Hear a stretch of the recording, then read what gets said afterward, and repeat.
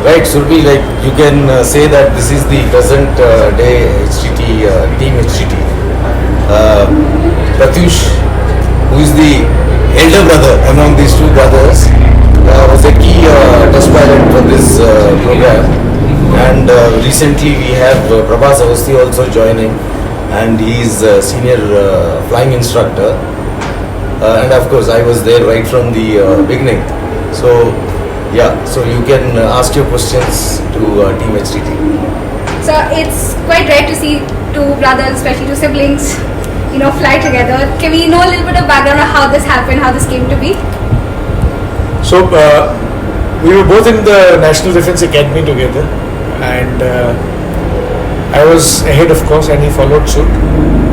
And thereafter, we all our lives in the services, we kept on waiting to get posted together.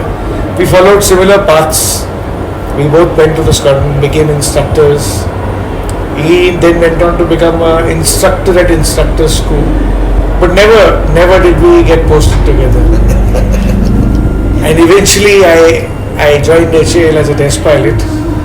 And a few years later I was surprised that a vacancy opened up.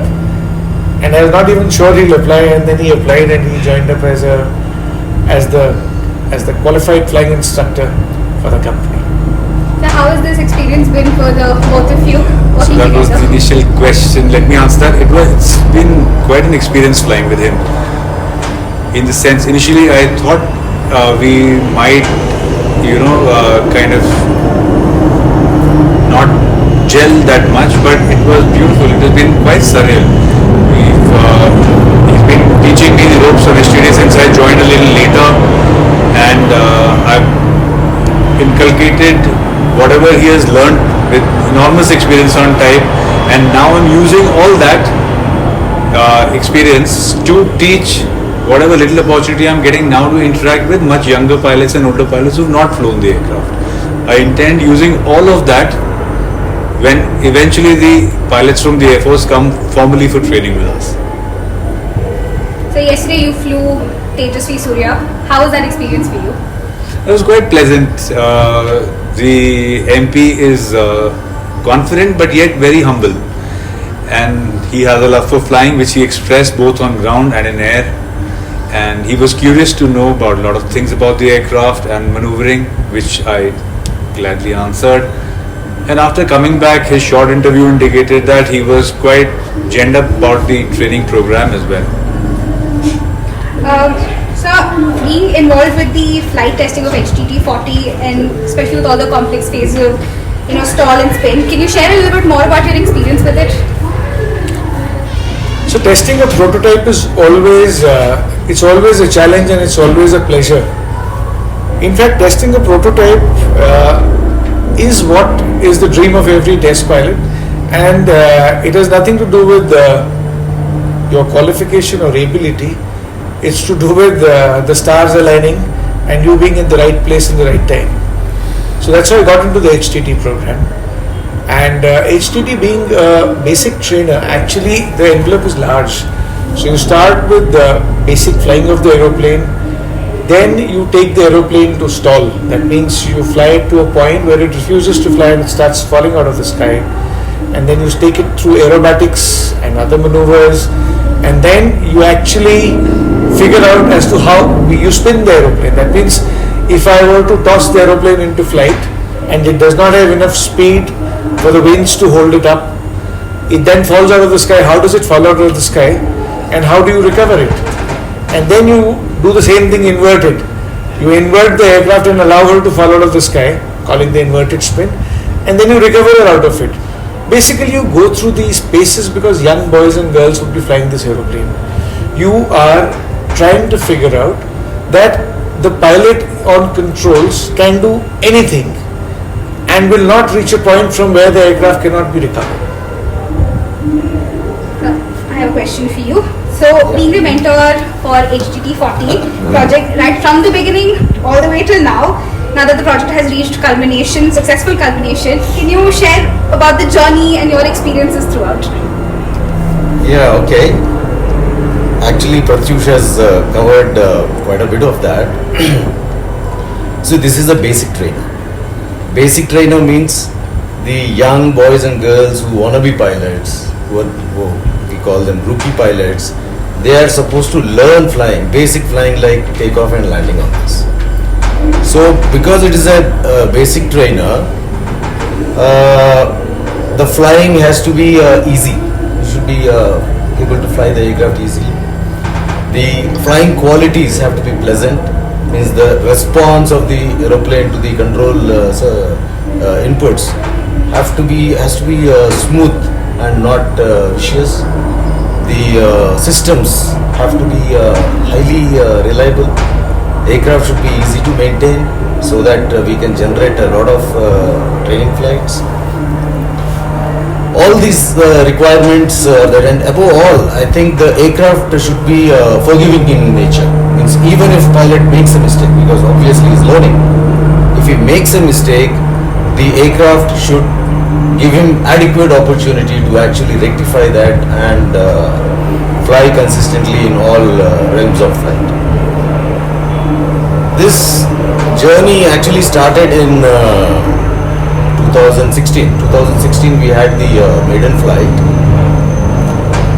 From that flight onwards, this aircraft gave us minimal amount of surprises, minimal amount of undesirable behaviors.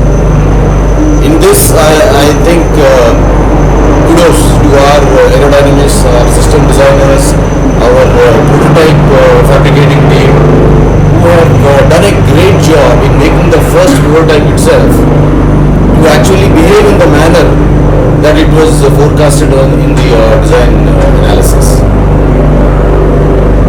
Because the aircraft behaved in a good way right from the beginning, the flight testing was pretty quick. The initial phases got over. Yeah, the initial phases got over in a few months, I would say. And then we came to the phase that Pratyush has covered, the stall and spin. In this phase, we had difficulties. We took almost 4 years of constant struggle and experimentation to make the aircraft benign, even in a spin and spin recovery. And today I am happy to say that the stall as well as spin behavior of this aircraft is copyable.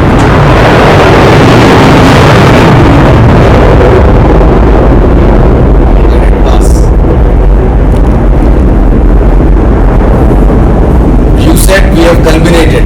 Yes. We have not culminated. Okay, the aircraft got certified, we culminated in the flight test. But another journey starts after that. We have to induct this aircraft into Air Force. We have to make it easy for Air Force to absorb it into their flying environment.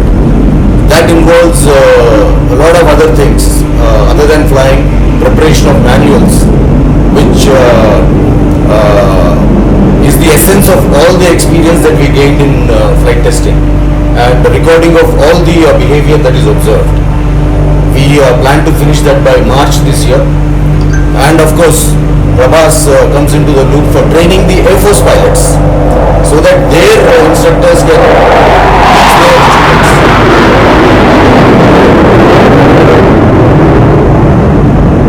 That we are planning in the months of June and July. And September this year, we are supposed to start our deliveries. So that will be the, I would say, the culmination for the project. Anything else? There are new journey starts. So we'll get more information, we'll have new information.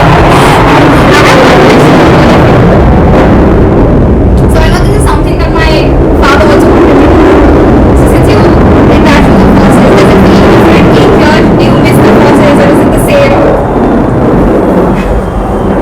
If there is something like having the cake and eating it too, it is this.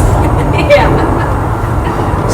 You are still in the same overall, Yeah. doing the same kind of work, more exciting work. With the And- same kind of people. Yeah, and in services we interact with our service people. Our course mates have really grown up in service. They have become air marshals and all.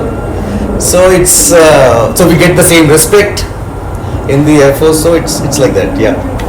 Even in the office space, there, whoever is with us, that is the flight test engineers as well as the pilots, they're all either ex-army, navy or air force. So it's like working in a tri-services organization actually.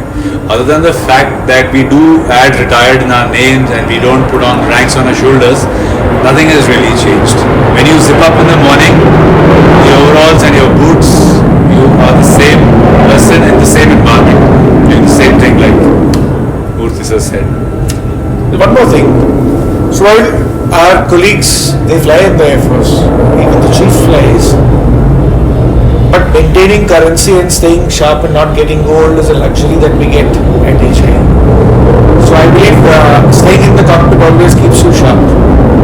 So the ability to fly aeroplanes comes by virtue of being in HTT. If I was in the Air Force today, I would be donating a ground appointment.